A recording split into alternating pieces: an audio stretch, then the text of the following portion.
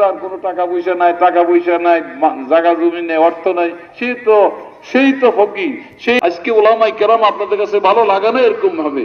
হযরত আবু দারদা বলেন, ওলামায়ে কেরাম যদি না থাকতো এরকম ভাবে, তাহলে দুনিয়ার জীবনটা আমার কাছে ভালো লাগতো না। মানুষ, ওলামায়ে কেরাম যারা আছেন, এরা নাইবে রসুল, রসুলের প্রতিনিধি। এরকম ভাবে আপনাদেরকে আখিরাতের পথ এখন বর্তমানে কে দেখাইবে? ওলামায়ে কেরামরা। নবী আসবে না, রসুল আসবে না, কিয়ামত পর্যন্ত এরা আপনাদেরকে পথ দেখাবে এরকম ভাবে। সুতরাং আমি এই তিনটে কথাই বলেছি, আমল করার জন্য চেষ্টা করুন এরকম ভাবে। ওই এলাকাবাসীরা বছরের ভিতরে একবার আসি, এরপর আপনাদের হায়াত থাকলে আবার আসতে পারি, নইলে আমার জীবনের এই ওয়াজ শেষ ওয়াজ নাকি গল, আরেকদিন যে করতে পারবো এটা কোন সময় আছে এরকম ভাবে। আপনার কাছে অনুরোধ এরকম ভাবে, যে সমস্ত অন্যায় অপরাধ আমাদের থেকে হয়েছে, কারোর হক নষ্ট করছি, এটা আদায় করার জন্য চেষ্টা করবেন। কাল কিয়ামতের দিন সেই যদি হক চায়, তখন সেদিন কোথায় থেকে দিবেন? আল্লাহ রাসূল সাল্লাল্লাহু আলাইহি ওয়াসাল্লাম, এই হাদিসটা বলে আমি শেষ করে দিছি। আল্লাহ রাসূল সাল্লাল্লাহু আলাইহি ওয়াসাল্লাম কাছে একজন হুজুর একবার সাহাবায়ে কেরাম বলতেছেন, ও আমার সাহাবায়ে কেরাম, মানিল মুফলিস, তোমরা কি চিনো মুফলিসকে? গরিবকে। কি কন? গরিবকে।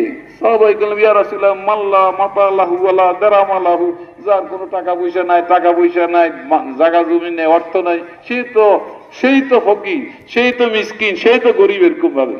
হুজুর বলছেন, না, সত্যিকারী গরিব এই ব্যক্তি নয়। সত্যিকারী গরিব হইল ওই ব্যক্তি, যে ব্যক্তি একজনের হককে নষ্ট করছে। দুনিয়াতে আইল ঠেলি খাইছি, বনির হক দিন, এটাই হক নষ্ট করছি।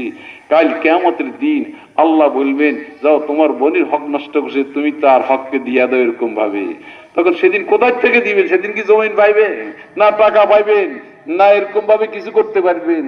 তখন আপনার নেক আমল গুলি কি কোনো তাকে দেওয়া হবে, এরকম ভাবে দিয়ে দিবে। এরকম ভাবে একজনে গীবত করেছিলেন, যে সাথে হাদিসে দোনোটা আছে, একজনে গীবত করেছিলেন, যে তখন গীবতের কথা মামা ওয়াজ করছে এরকম ভাবে, একজনের গীবত করেছিল এরকম ভাবে।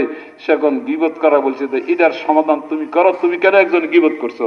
এটার সমাধান যদি না করতে পারবে, আপনার নেক আমলগুলি কি করবে এরকম ভাবে ওই ব্যক্তিকে দিয়ে দিবেন যার গীবত করছিলেন। তখন আপনার কিছু থাকবো না, নামাজ থাকবো না, রোজা থাকবো না, দান করার থাকবো, সব কিছু আপনার খালি হয়ে যাবে এরকম ভাবে। ঠিক কি ঠিক না? এরকম ভাবে তখন আপনার চেয়ে গরিবকে কেউ ব্যক্তি হবে, সেদিন কাছে সবচেয়ে বড় গরিব হবে আপনি এরকম ভাবে। আল্লাহ, আর গরিব হইলে তো বিপদের কোনো শেষ নাই, কোনো আমল থাকবে না এরকম ভাবে। এই জন্য আজ থেকে কেউ গীবত করবো না। কি কোন চেষ্টা করলে পাইবেন কি কাম? আর গীবতের বিভিন্ন ঘটনা আছে, আমি আর বলতেছি না, যদি আল্লাহ আরেকদিন তৌফিক দিয়ে বলবে এরকম হবে। রাত্রে 9:30 বেশি 10টার কাছাকাছি বাজি গেছে, এশার নামাজ পড়ো, এর খাওয়া দাওয়া, আবার রিসার্চটাতে উঠার যদি যাদের অভ্যাস আছে তাদের আমল ক্ষতি হবে এরকম ভাবে। আল্লাহ রাব্বুল আলামিন যেন আজ থেকে ওয়াজ শোনার পর এরকম ভাবে আমার ওয়াজ করা সার্থক হবে এরকম ভাবে।